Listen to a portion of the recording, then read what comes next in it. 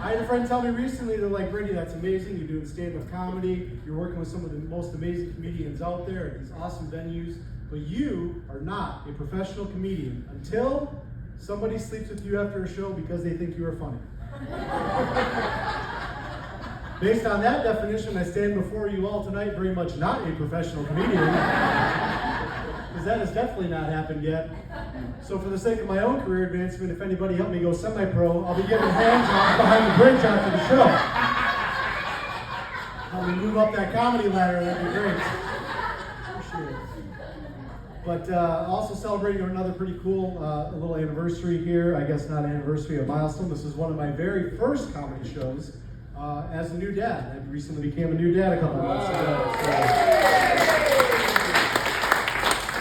My son Jackson, JJ we call him. It's pretty awesome being a dad. I have found though, looking at my, if there's anybody out there, like Big Brother monitoring my Google search history, without the background of me being a dad, they're probably thinking I'm into some pretty kinky shit.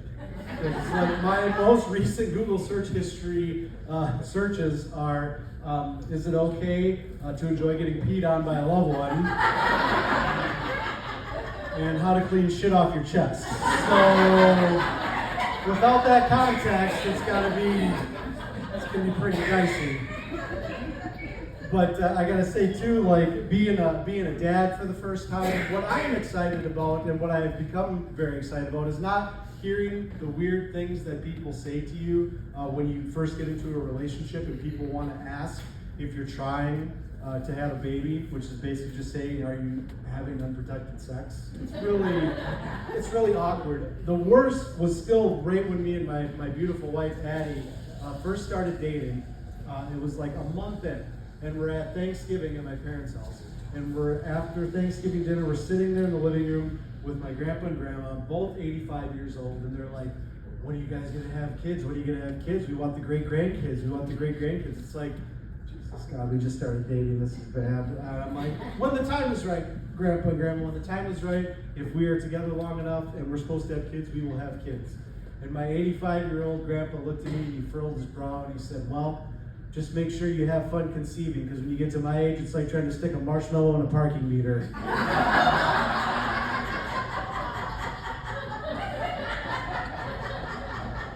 I look over at Addie, she just started dating. Horrified. Horrified.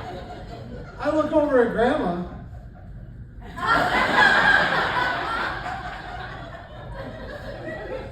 A couple of weeks later, me and Addie went to a bonfire at a friend's house, and they were making s'mores. And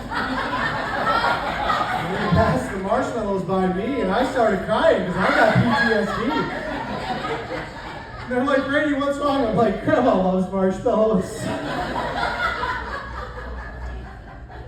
But we've gotten to know each other, like redate each other having a kid, because you're up in the middle of the night and you're doing the feedings and all that stuff, so you get to kind of redate and relearn and maybe learn some stuff that you didn't know about your partner. We've had that opportunity. Right when we had JJ, 1 month in, 2 o'clock in the morning, we're sitting there as a family watching Breaking Bad because we're great parents, and we all look like we're tweaking out on meth, just no sleep, just out of our mind. And Addie looks at me and she's like, Brady, who do you think had the worst last bad date with somebody else before you and I started dating? Because me and my wife met online, we did the online dating thing, so we had a bunch of dates before that. She's like, who do you think had the worst one with someone else? I'm like, well, that's fun. I said, well, you go first. This is your brilliant idea. You fire it out. She's like, no BS though. You got to be honest. I said, you got it. And she's like, I went on a date a couple weeks before I met you, November of 2017. Went on a date with the guy. He said hello. We go sit at the restaurant. They set the menus down. And the next words out of that guy's mouth was, boy, it's a cold one out there tonight. Do you mind if later I use the inside of your thighs as earmuffs?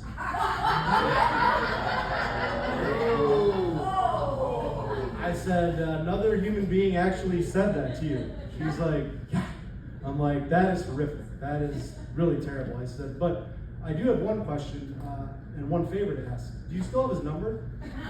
Because I would like to call him and thank him for setting the bar so fucking low that just 2 weeks later I was in skip right over my killer, well thought out opening line of, hello.